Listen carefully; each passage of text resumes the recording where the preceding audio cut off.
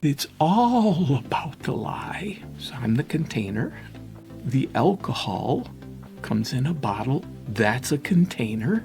Take the contents of that container and put it inside this container for the purpose of liking the effect produced. Whatever it is, it's from container to container, liking the effects underneath it is I'm a control freak about everything. Welcome to Aloha Speaks, home of Malama Aloha Pono with Alexander Noman. Aloha, Alex here. And this is taking a risk, going with the title, Buying the Lie, with the possibility of an S.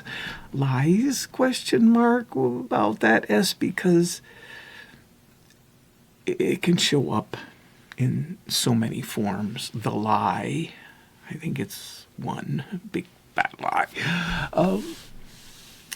Because in the parentheses, and I have quotes, out there, the lies out there, / and then I have another quotes for the word container. And I don't use, there's jargon in every format, and there's jargon in Malama Aloha Pono, there's jargon in the 12-step program, there's jargon on all of the different formats I've accessed for healing.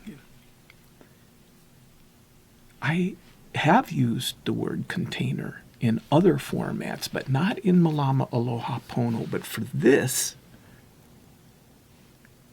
it's going to be used for the purpose of looking at first getting clarity on that word. It would maybe be the word lie. What about the word buying the lie?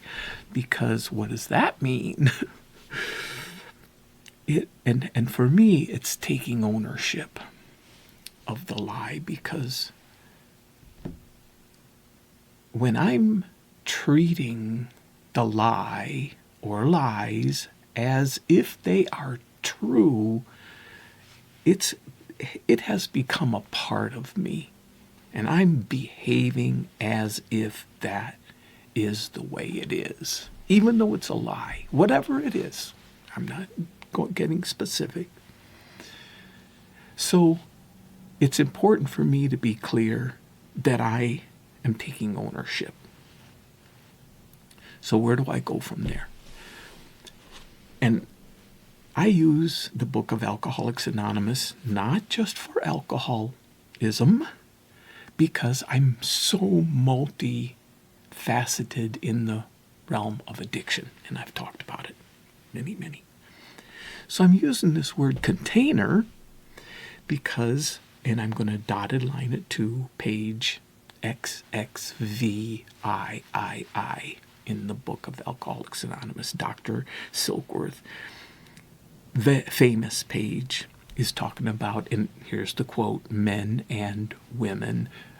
Look, maybe it should say people these days, but this is 1935, and this is what the quote is: men and women drink essentially because they like the effects produced by alcohol. The sensation is so elusive that while they admit it is injurious, head over the toilet at the end of the night, I'm never going to do this again, never.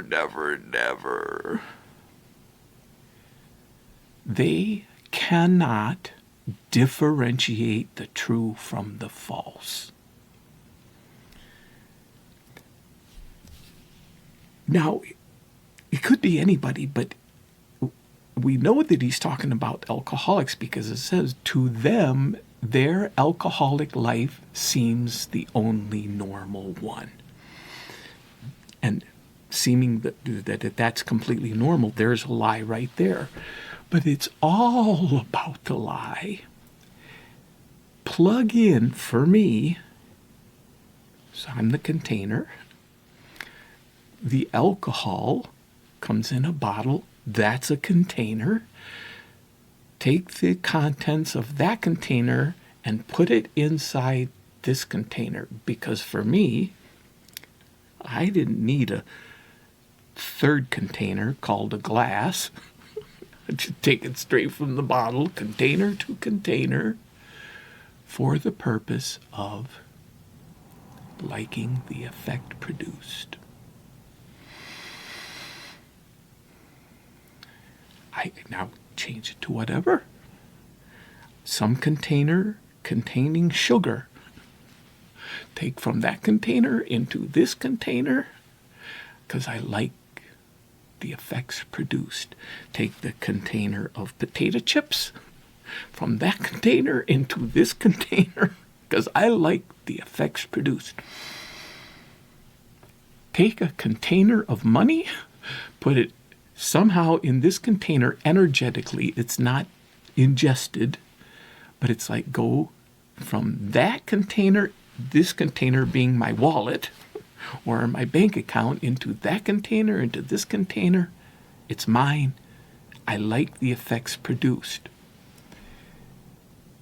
The cigarette from that container into this container, whatever it is, it's from container to container, liking the effects, and it's all about, and it says they cannot differentiate the true from the false. How does that have anything to do with each other?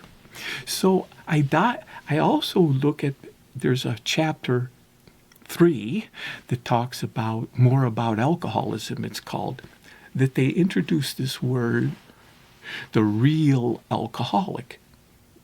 Because I know, I've talked to people who don't even work the steps, but they call themselves alcoholics, but they don't drink. Now, some don't stay sober, but then they come back, but then they don't drink. It's none of my business. But what is a real alcoholic? Because it doesn't have anything to do with alcohol, and I'll get to that. But in their references, they're saying someone who tries everything, that's me, tries everything to stop, tries switching to this and switching to that and drinking on a different, and trying to drink in a different way. It doesn't matter. Can't. Total. And what it is, it's a control freak. I'm a control freak. And I'm a control freak over the alcohol. But what's underneath it is I'm a control freak about everything. And it talks about that in different segments. I'm not going to go. But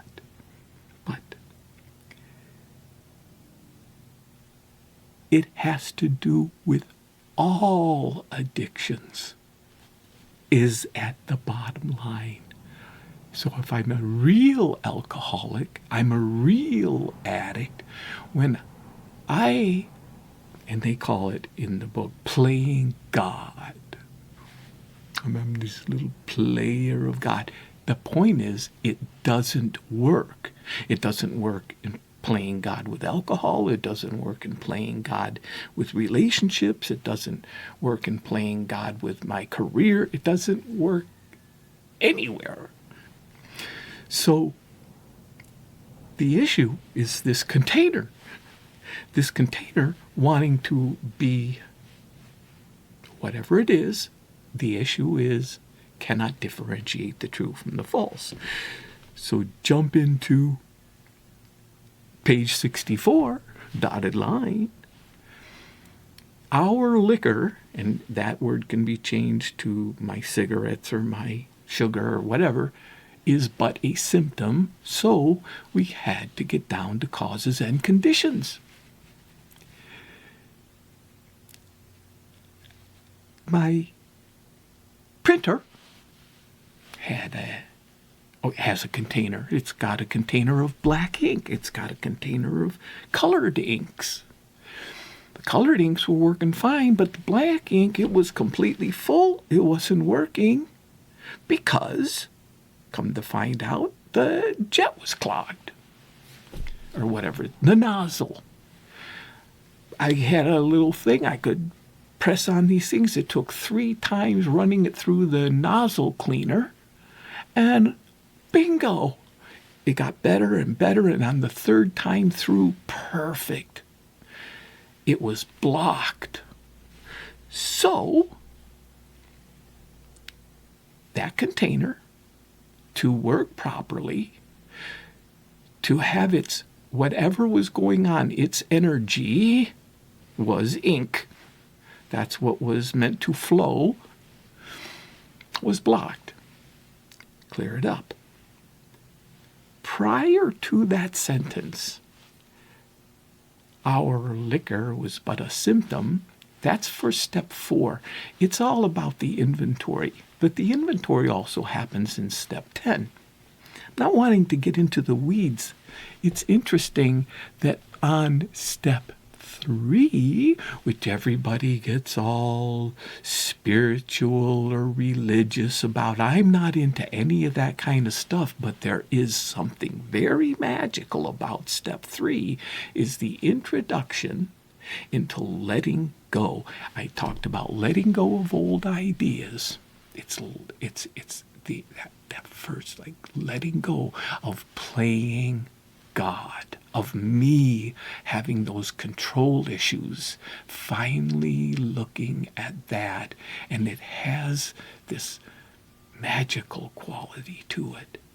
But right there, at the very top of page 64, it says, though our decision to let go, step 3, was a vital and crucial step, it could have little permanent effect unless at once followed by a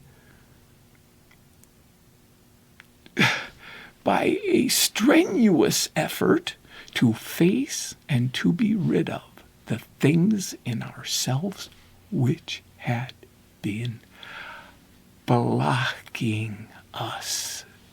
The container has a block, just like the container of black ink.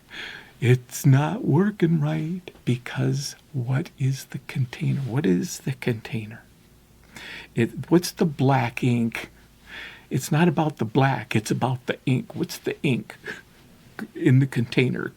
Because people call it spiritual, there's something religious. People say, God, it's the container, sure, it's got the organs, it's got the blood, it's container, all of those things, but it's infinite. It's infinite.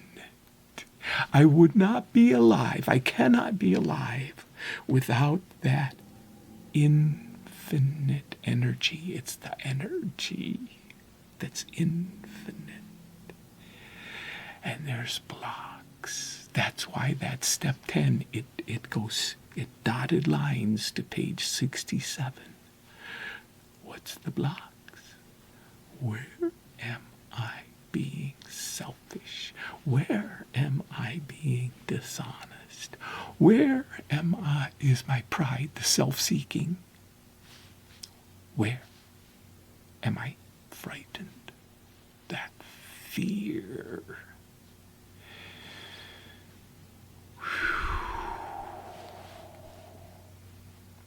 Of course, it all answers that 5th question, where am I to blame? But I have to write it down because I am a real alcoholic.